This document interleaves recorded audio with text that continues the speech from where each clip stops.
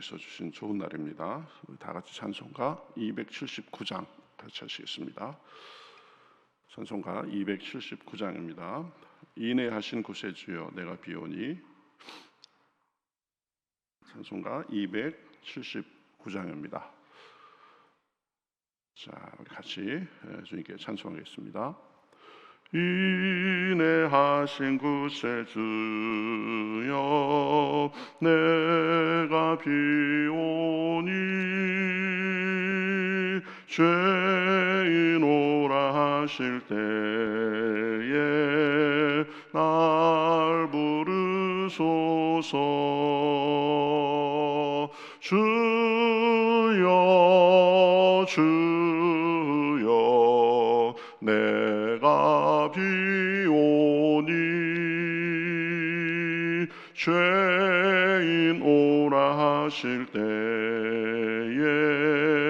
날 부르소서. 자비하신 보좌 앞에 꿇어 엎드려 자복하고 회개하니 믿음 주소서. 주여 주여 내가 비오니 죄인 오라 하실 때에 날 부르소서. 주의 공로 의지하여 주께 가오니 상한 마음을 고치시고 구원하소서. 주여 주여 내가 비오니 죄인 오라 하실 때에 날 부르소서. 만복 근원 예의 주여 위로하소서. 우리 주와 같으시니 어디 있을까. 주여 주여 내가 비오니 죄인 오라 하실 때에 날 부르소서.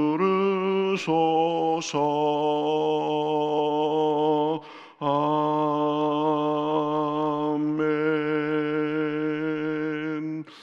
네, 성경 말씀 호세아서 보겠습니다. 구약 성경 1256면 7면 정도에 있을 겁니다. 1256면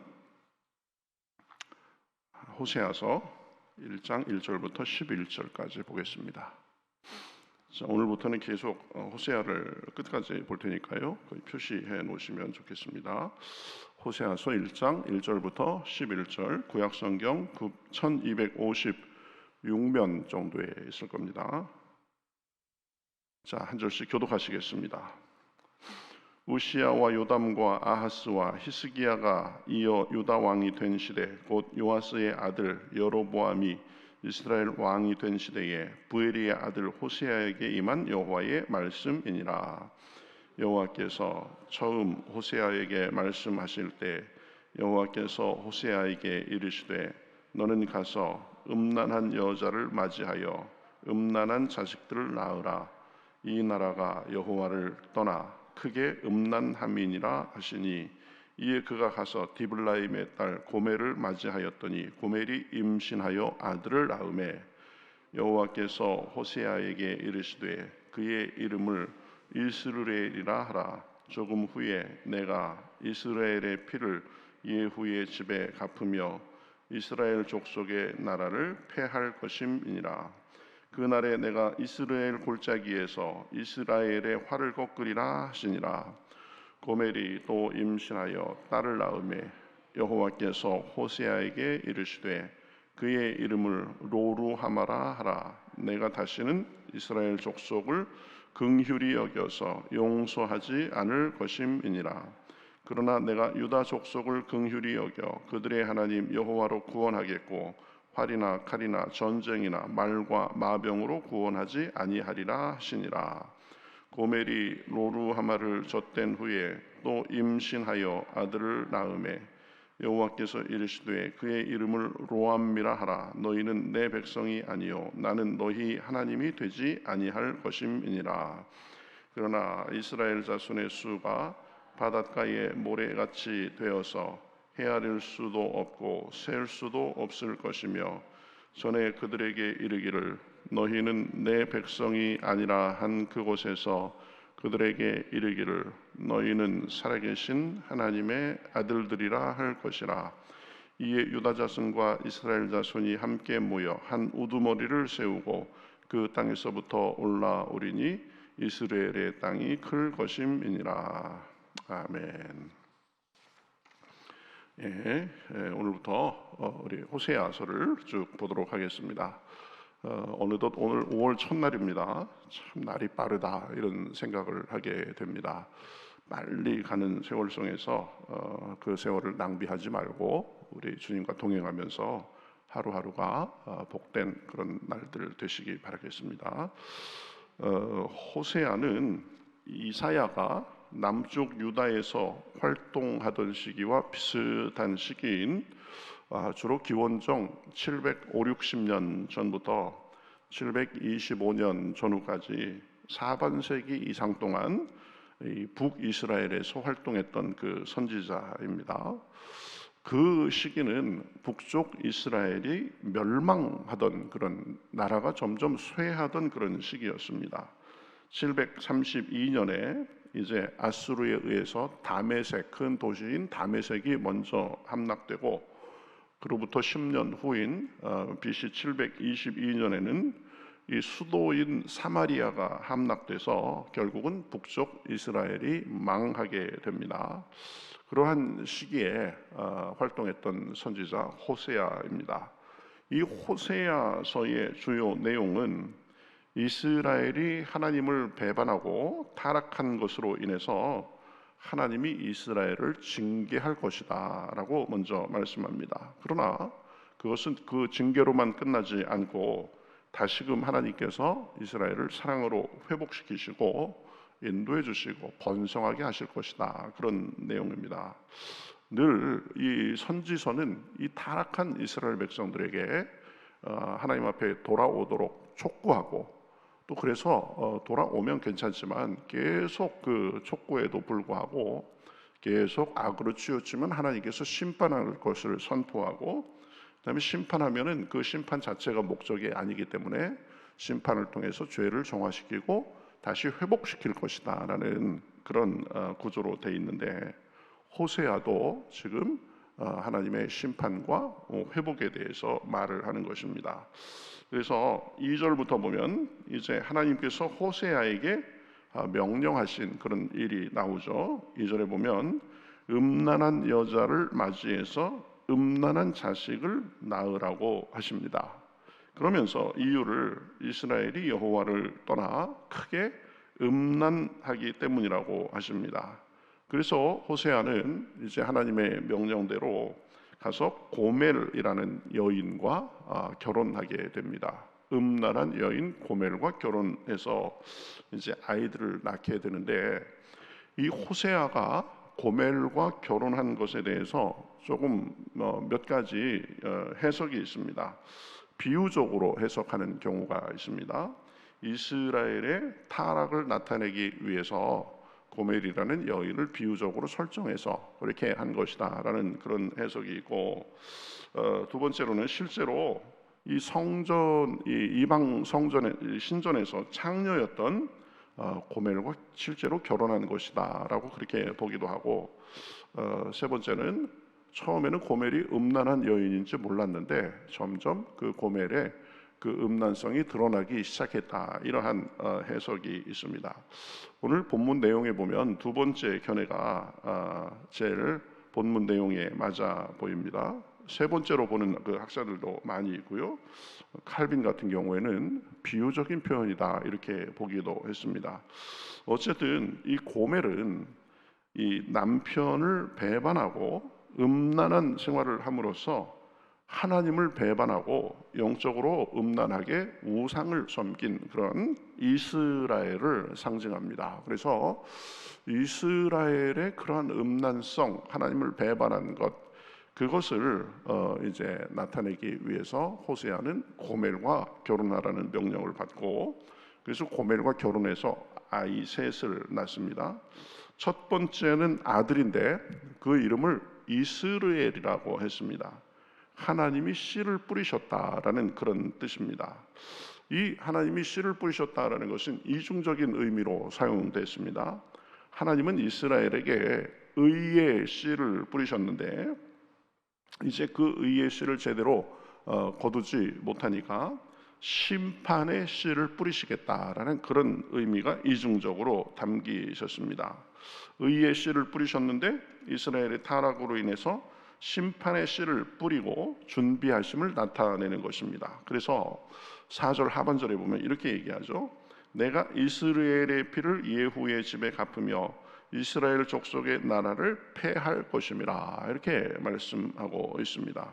어쨌든 하나님이 의의 씨를 뿌렸는데 그 열매가 제대로 나타나지 않아서 심판의 씨를 뿌리겠다. 이스라엘. 두 번째 아이는 딸이었는데 그 이름을 로루하마라고 말합니다. 긍휼히 여김을 받지 못했다, 이런 뜻입니다. 이유가 무엇이냐? 하나님께서 다시는 이스라엘 족속을 긍휼히 여겨서 용서하지 않을 것이다 라고 말씀하고 있습니다. 그러니까 이스라엘의 범죄로 인해서 심판이 지금 예정된 것입니다. 그런데 7절에 보면 남쪽 유다는 긍휼히 여겨서 구원하시겠다라고 말씀하고 있습니다. 북쪽 이스라엘은 하나님께서 심판하시지만 남유다는 긍휼히 여기시겠다는 거죠. 북쪽 이스라엘은 하나님 앞에 불충하고 하나님을 배반해서 벌하시지만 남유다는 비교적 하나님을 잘 섬겼기 때문에 유다는 지켜주시겠다는 말씀입니다. 이 하나님의 평가와 판단은 굉장히 정확하다는 것을 알 수 있습니다. 보고 계시는 것입니다. 그래서 그에 맞게 갚아주시는 것입니다. 이 사람은 속일 수 있을지 몰라도 하나님은 속일 수가 없습니다. 북쪽 이스라엘은 그 악행을 보시고 그 악행대로 갚아주시겠다고 말씀하는 거고, 남쪽 유다는 하나님을 잘 섬기고 그랬으니까 거기에 맞게 보응을 하시겠다는 것입니다. 그래서 실제로 북쪽 이스라엘은 기원전 722년에 망하고, 남쪽 유다는 한 340년 정도 가까이 더 이어지다가 기원전 586년까지 이렇게 이어지게 됩니다. 그러나 남유다도 점점 이제 하나님을 배반하고 타락함으로 인해서 망하게 되는 거죠. 어쨌든 이 하나님께서 북쪽 이스라엘, 지금 타락이 극에 대한 북쪽 이스라엘은 내가 심판하고, 남쪽 유다는 그때까지 잘 하고 있었으니까 남쪽 유다에 대해서는 내가 심판을 면케해 주겠다라고 말씀하는 거죠.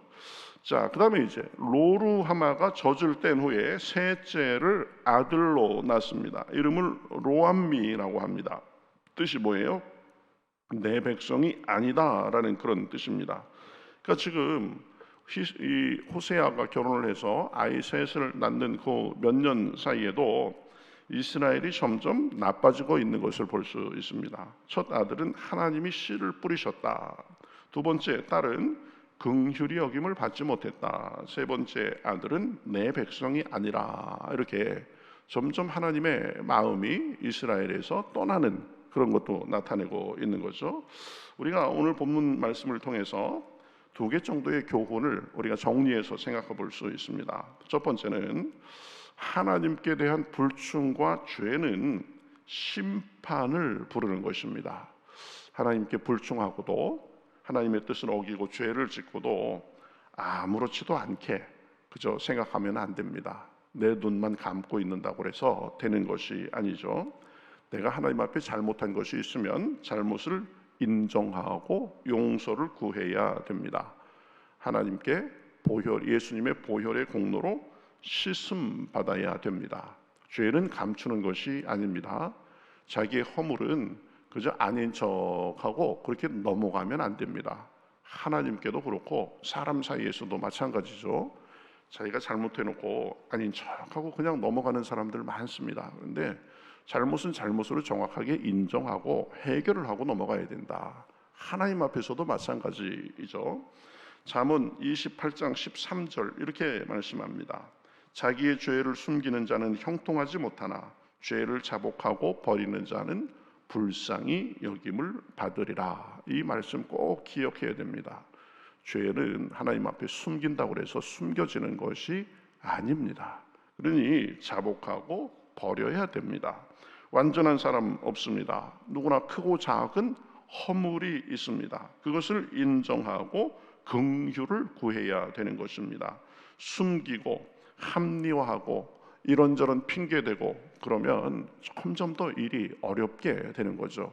그래서 자신의 잘못을 허물을 인정하고 용서를 구하고 이런 태도가 필요한 것입니다. 이스라엘은 수도 없는 경고를 받았습니다. 그런데 계속 그것을 너무 가벼이 듣고 자기의 그 죄 속에 머물러 있어서 결국은 심판까지 받게 되는 것입니다. 두 번째 우리가 생각할 것은 하나님은 죄악에 대해서 징계하시지만 징계는 그 자체로 의미가 있는 것이 아니라 죄와 잘못을 정화시키고 회복의 목적이 있다는 것도 분명히 알아야 됩니다. 10절에 보면 10절 11절에 이렇게 말씀하죠. 자, 징계를 말씀하신 다음에 10절부터 이렇게 말씀합니다.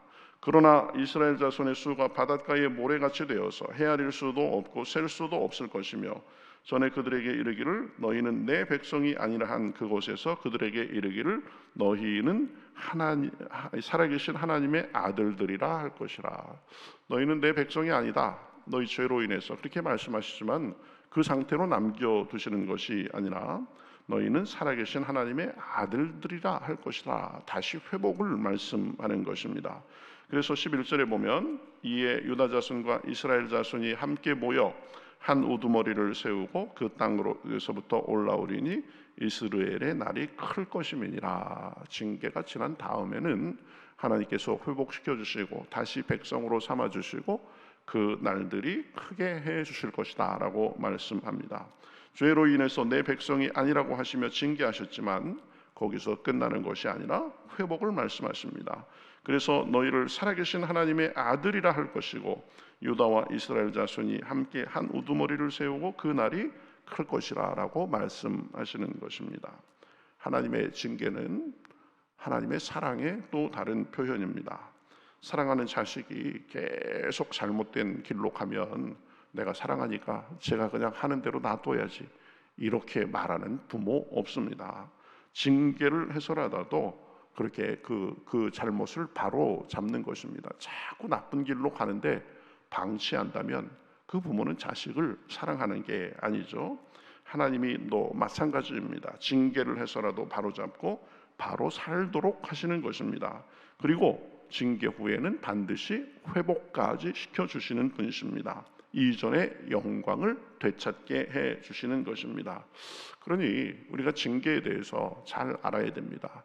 징계를 피하려면 어떻게 하면 되죠? 잘못을 하지 않으면 됩니다. 자기가 잘못했음을 깨달았으면 그것을 인정하고 긍휼을 구하면 됩니다. 미리미리 똑바로 하면 되는 거죠. 자, 오늘 말씀 정리하겠습니다. 이스라엘은 하나님께 불충한 것으로 인해서 심판이 선포됩니다.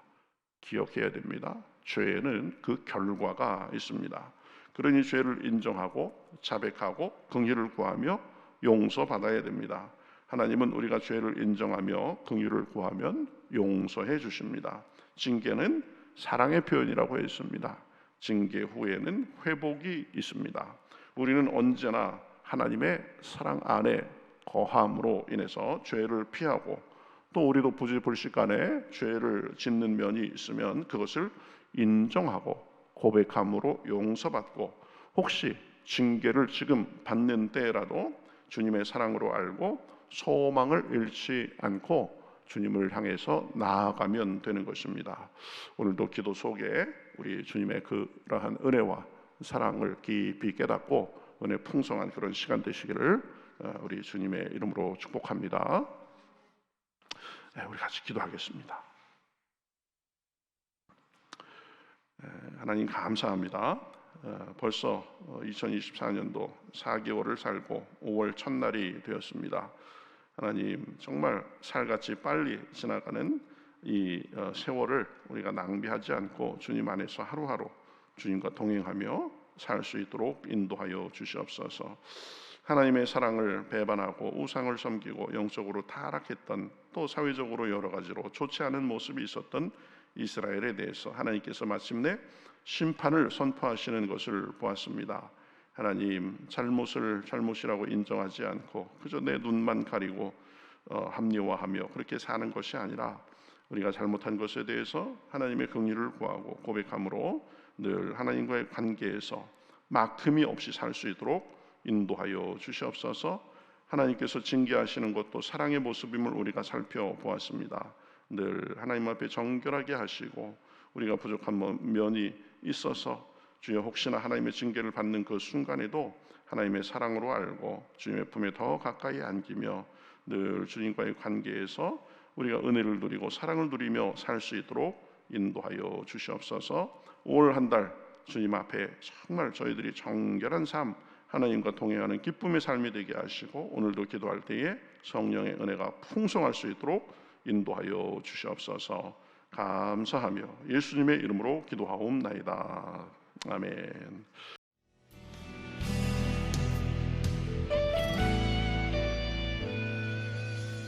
주님 말씀하시면 내가 나가리다.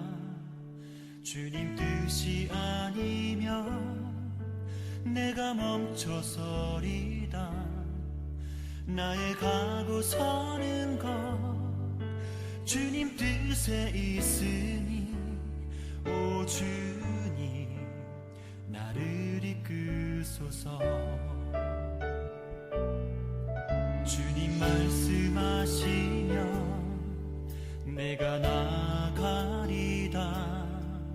주님 뜻이 아니면 내가 멈춰서리다.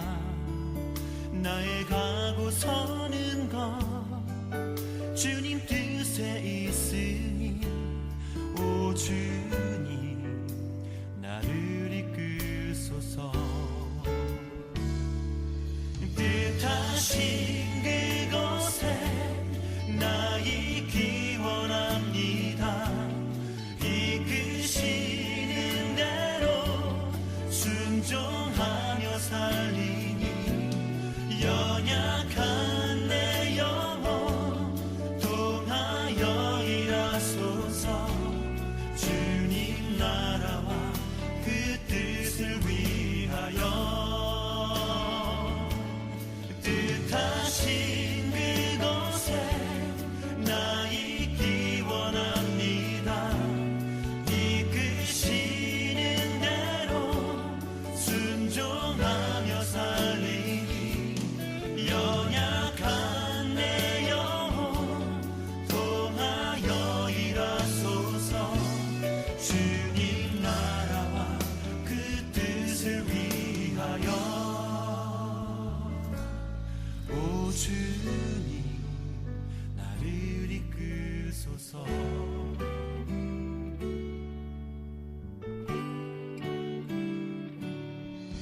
주님 말씀하시면 내가 나가리다.